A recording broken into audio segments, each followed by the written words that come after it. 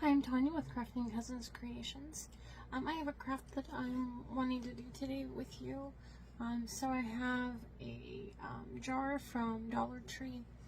This was just one that I got from during fall, but they have them for every season. So what I did was I took the twine off of it, and I used my heat tool and heated up this metal part. Be really careful because it gets really hot. Heating up is just going to melt the hot glue in the back and make it easier to take it off. And then I just used a paint scraper or putty knife to scrape it up and to get all the glue off of it. And then sometimes you're able to peel this paper that's on it off. If you're not able to peel it off, you can always just put something else over it, like the Dollar Tree has vinyl that you can put over the top of it just to cover it, and then you can just flip it over and peel the sticker off with a little bit of heat, and you can use this side. Once you have that all prepped, which I actually have one prepped and ready, what you're going to do is you're going to put a base coat of white paint on it. I went ahead and I used this Deco Art Americana Snow White, which this one's really hard to find, but I did get this from Hobby Lobby, and actually is lower price wise there than it is at a lot of other places. So then what I went ahead and did was I just went and painted both sides, and then all around it, of the edges too. Then I got all the glue off this, and then what we're gonna do is I found this cute napkin at Hobby Lobby, and we're gonna go ahead and we're going to remove the ply, which can sometimes be a pain in the butt. However, what you can do to make it easier is if you take a piece of Scotch tape, I think works the best, and you put it on the extra ply side, the one that you don't want, and then kind of just sort of pick at the top to pull it apart, and then that will help you get a better grip of that second piece. And then once you get that started, you can just peel it apart like this.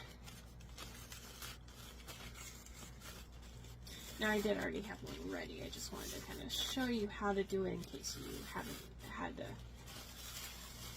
actually do that before. And then this one you can use it for your scrap if you want to wipe something up with it or whatever. And then with this one here, now a lot of times, well, some of the time at least, you'll find that sometimes the design will just be like on one square and the rest will either be all blank or have a little different design on it. Then you'll also sometimes find where the whole sheet is just continuous. Well, this one here, which is kind of annoying, it's continuous halfway up, and then they flip the trucks around the other way.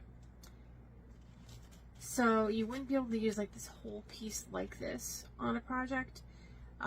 You could, however, cut it in half here and then flip it over and put the two together again. For this project, we actually only need one square of it. So I went ahead and I cut that out. So we have this one little square here. And then what we're going to do is we're going to go ahead and we're going to Mod Podge it onto here.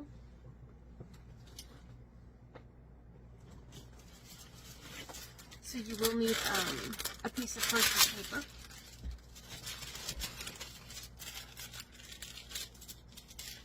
Since it's a smaller surface, I'm just going to go ahead and fold that in half so I don't have this huge piece I'm dealing with.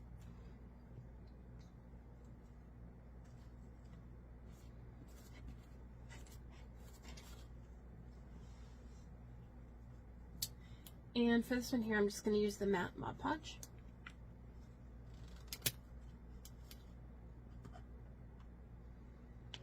It doesn't necessarily matter which one you use. It's matte or the gloss. It just is your preference. Now, the majority of the time I do end up using the matte.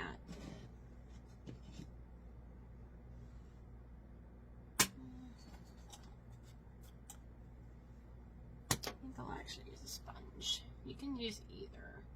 A sponge does help get it on there a little more even. Now for this one here, you kind of want to look because it's not going to actually cover the whole spot. So you'll want to line up the bottom. And if you get a little over, it's not that big of a deal. You don't really need to worry about this top part because the metal piece is going to cover it. But as you can see, you have kind of a little gap from here. Let me just lay that on there. So you have that little gap from here to here. Now it's not a huge deal because we can always distress it to make it match.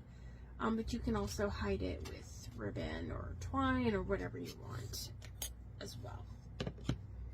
So we basically just need the Mod Podge to go up to there. You can go a little higher. And what we're going to end up doing is with the napkins, it does tend to get a little wrinkly when you do it with the wet method. So what I'm going to do is I'm going to go ahead and I'm going to dry it once I put the Mod Podge on. And then I will go ahead and iron the napkin on.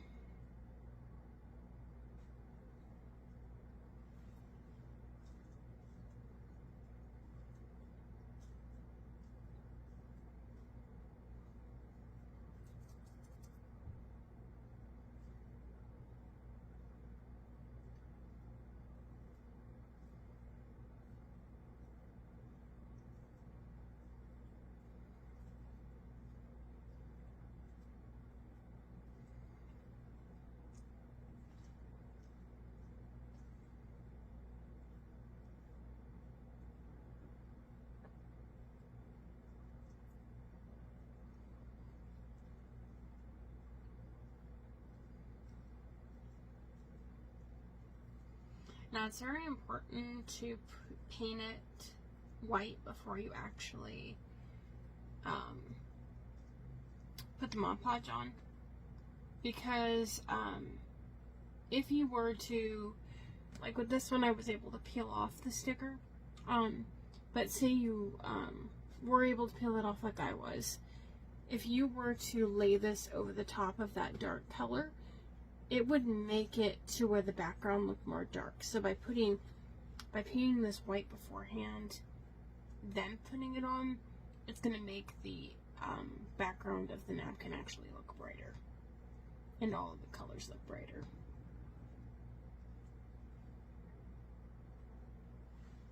I'm hoping my dogs don't bark in between the video. They do have kind of a habit of barking, mostly when they hear me talking.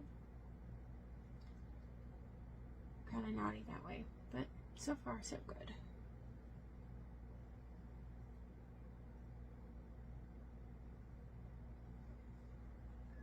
Okay, so it's gonna be good there, so I'll just set that aside in case I have a little edge or something. So I'm just gonna go ahead and dry this.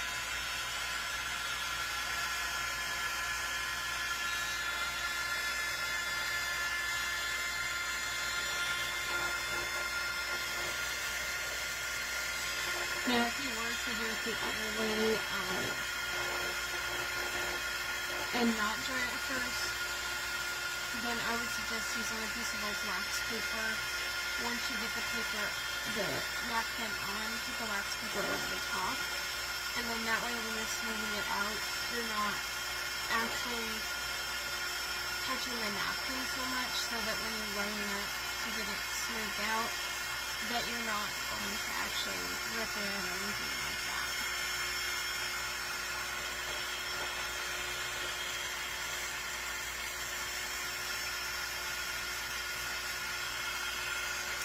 And it doesn't really take very long to dry at all, which is one good thing.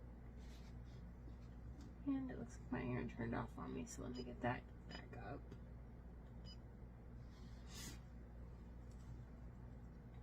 And you can use any kind of iron that you want.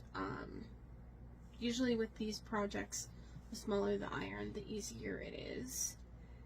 Mostly if it's, I mean, one like this, you could easily use a big iron, but some of the bigger projects that have like more curves, or smaller ones that have little edges, the bigger ones are harder to get in those edges.